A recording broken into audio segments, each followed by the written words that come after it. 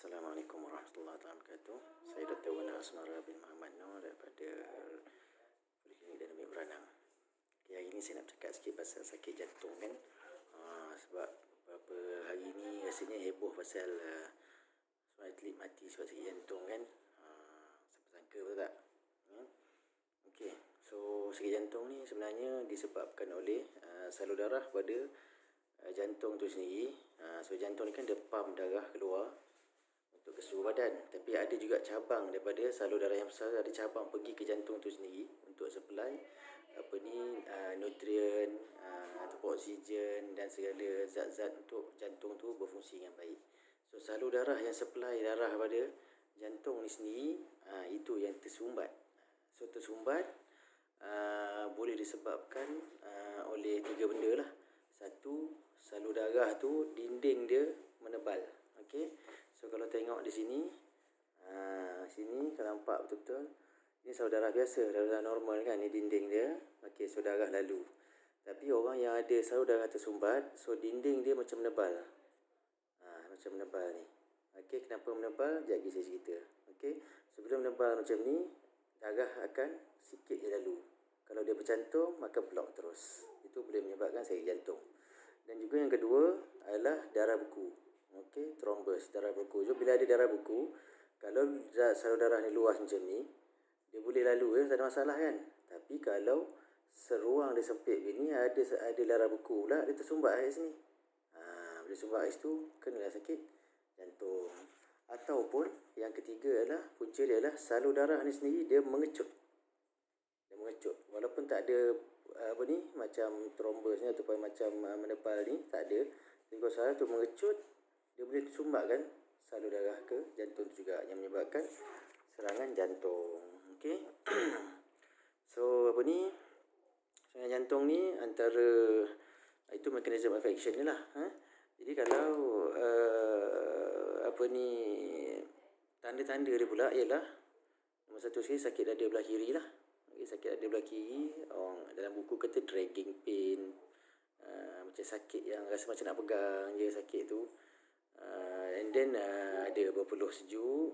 Okey, orang tu jadi pucat sikit biasanya. Dia rasa berdebar-debar, macam dia panggil palpitation ni, ataupun berdebar, kita boleh dengar jantung kita sendiri. Lepas tu ada yang sakit atas bahu ni, dan dia sakit bawah lengan kiri ni.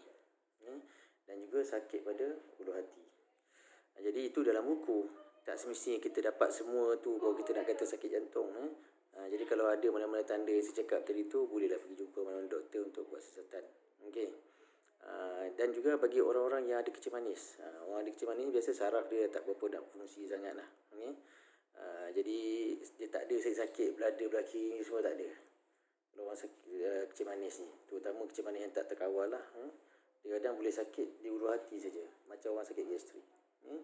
Sebab itulah juga kalau umur 40 tahun ke atas, sama ada lelaki atau perempuan, walaupun tak ada penyakit kronik, apatah lagi kalau ada penyakit kronik dari kencing manis semua, kalau asyik sakit gastrik je, sakit kat ulu hati saja, eloklah cek jantung sekali. Okey. Dan juga ada satu lagi simptom yang kadang-kadang jarang juga tapi boleh berlaku, iaitu pening tak ada sebab. Tiba-tiba kita pening, tak ada sebab, betul hilang sendiri. Itu boleh jadi salah satu tanda awal masalah saraf pada jantung. Alright. So sakit jantung ni kalau dia kebarangkalian untuk kena dia tu akan ditinggikan lagi kalau kita stres. Okey, satu stres. Sebab bila stres, hormon kortisol kita akan jadi tinggi. Hormon macam hormon jahat lah, hormon kortisol ni. Stres hormon dia panggil. So dia akan jadi tinggi. Dia dirembeskan oleh kelenjar adrenal dekat bawah pinggang kita. Kortisol. So bila kortisol tinggi ni, dia boleh menyebabkan salur darah kita mengecut. Kan saya cakap tadi, kalau salur darah tu mengecut, jadi tak ada blok, tapi dia boleh mengecut, spasm. Ini yang berlaku selalunya. Orang-orang yang sihat tiba-tiba kena heart attack. Itu antara punca dia lah, bila kita stres. So salur darah tu boleh mengecut macam tu. Spasm, dia panggil sebagai princeps angina. Jadi itu yang bahaya. Kita ingat kita sihat, pergi gym lah apa semua, tapi bila kita stres, maka kita boleh kena benda tu. Okey, ini banyak berlaku pada atlet-atlet lah. Satu Satu dunia pun tengok macam pemain-pemain bola sepak di Eropah, berapa orang mati dengan sakit jantung. Diorang mesti buat medical check up kan. Takkan tak buat medical check up, bayar juta-juta. Tapi tak boleh kesan pun sakit jantung. Tiba-tiba kena heart attack masa tengah main. Masalah tu. Okay. Jadi jangan stres. Alright. And then nombor 2 adalah keradangan tinggi pada badan. Keradangan tinggi pada badan ni biasanya disebabkan oleh makanan. Sebab bila kita radang, bila saudara kita ni kan, bahagian dalam saudara ni dia ada lining macam wallpaper Okey, so bila keradangan tinggi, contoh insulin tinggi. Okey. So insulin tinggi bila kita makan makanan-makanan yang bertukar jadi glukos dalam darah kita. Macam kita makan gula, kita makan tepung gandum, minum jus buah, ini semua menaikkan insulin. Bila insulin naik, dia meradangkan salur darah kita. Bila salur darah kita radang, yang bahagian lining dalam ni dia akan jadi nipis, dan kalau dah lama-lama tu dia akan hilang lining tu. Jadi bila tak ada lining dalam ni, tak ada wallpaper kat dalam ni, keadaan salur darah ni dia akan jadi macam magnet. Jadi apa-apa saja yang lalu dalam tu, yang boleh melekat dia akan melekat. Macam contoh kolesterol, kalsium, tu semua dia boleh melekat kat tempat yang yang bare tadi, yang tak ada endotelium tadi, yang tak ada lining tu. So dia akan jadi macam ni lah. Bila ada kolesterol melekat sini, kalsium melekat sini, semua dia jadi tebal-tebal, jadi satu sumbat tu. Sebab itulah kita jangan makan makanan-makanan yang menyebabkan keradangan tinggi dalam badan kita. Dan kita kena ingat, kita boleh suka keradangan badan kita. Boleh pergi jumpa doktor, suruh buat ujian darah HSCRP, serum insulin dengan homocysteine. Yang 3 ni kita boleh tahu tahap keradangan badan kita. Kalau tinggi kita kena berjaga-jaga. Okey. Jadi sebab itulah kita kena elakkan makanan-makanan yang meradangkan badan kita. Okey. Sebab kadang-kadang kita lupa, kita main pantai kan, raya-raya ni pula ni, sekarang ni baru lepas raya kan, macam-macam lah kita makan. Yang ketiganya adalah trans fat. Cuba kurangkan trans fat. Trans fat ni adalah lemak jahat. Lemak jahat ni selalunya makanan proses lah, hot dog, burger, apa semua ni. Okay, and then minyak sawit yang dah dehydrogenated kan.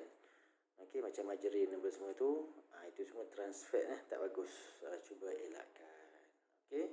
Jadi dan of course lah, kalau kita selalu exercise, tak perlu exercise berat, exercise ringan pun, naik tangga tu ke, jalan kaki keliling rumah, jalan kaki kat taman, itu pun sudah bagus. Sebab bila kita exercise ni, dia membuatkan badan kita merembeskan satu hormon, nama dia growth hormone. So growth hormone ni juga boleh merangsang badan kita menghasilkan testosteron untuk lelaki, okay, dan progesteron untuk perempuan. Ni semua hormon-hormon yang bagus, yang akan menyihatkan badan kita lagi. Okay. Selain daripada memberi kita stamina. Okay. Jadi kesimpulan dia, kalau ada tanda-tanda yang saya cakap mula tadi, kena pergi jumpa doktor lah. Jangan tunggu-tunggu, terutama mereka yang ada penyakit kronik. Okay. Dan kalau ada keadaan orang kata tengah sakit, tak boleh nak panggil orang apa-apa pun, bolehlah tumbuk-tumbuk dada belah kiri tu sementara tunggu orang datang. Okay. Cuba batuk. Itu semua antara tip-tips lah untuk sementara menunggu bantuan kalau kita sakit jantung. Okay. And then juga orang sakit jantung ni ada beberapa jenis ubat yang dia perlu elakkan. Ubat-ubat biasa tapi dia perlu elakkan. Kalau boleh elak. Okay. So contohnya adalah ubat-ubat yang ada kena-mengena dengan salur darah lah. Contoh macam Actifed. Ubat sesama Actifed tu dia ada decongestant. Decongestant ni maksud dia mengecut salur darah. Jadi kalau kita makan terlalu banyak Actifed ni, dia mungkin boleh efek salur darah pada jantung tu sendiri untuk mengecut, yang menyebabkan kena heart attack. Okay. And then orang yang ada sakit jantung juga kalau boleh elakkan ubat tahan sakit diclofenac sodium, sebab ia mencairkan darah tu. Okay, so terutama orang yang ada sakit jantung yang makan ubat cair darah, lagi-lagi lah cuba elakkan ubat tahan sakit Warren ataupun nama glamour dia Warren. Okay. And then juga perlu elakkan ubat tahan sakit Ponstan. Ponstan ni pula dia meninggikan kebarakalan untuk pembekuan darah. Sebab itulah kalau pergi hospital, kita luka-luka yang berdarah, aksiden apa semua kan, doktor kan akan bagi Ponstan. Okay, so Ponstan tu sebenarnya tujuan dia untuk supaya memberhentikan pendarahan tu. Tapi kalau orang sakit jantung, kebarangkalian untuk kena blood clot tu tinggi sikit lah kalau dia ambil Ponstan ni. Okay. And then ubat-ubat tahan sakit macam Akosia. Akosia tu walaupun bagus kan, tapi ada kebarangkalian dia boleh meninggikan kebarangkalian untuk kena heart attack. Lebih kurang 1 ke 2% macam tu kata silap saya. Jadi dan juga Akosia ni boleh menaikkan tekanan darah sebanyak 10 unit. Jadi sebab itulah orang darah tinggi, orang sakit jantung jangan makan Akosia. Okay. So itu antara ubat-ubat yang perlu diolahkan. Okay. So saya harap apa yang saya sampaikan tadi tu boleh membantu ramai orang lah. Okay. Dan boleh sebar-sebarkan video ni. Okay. Alright. Assalamualaikum.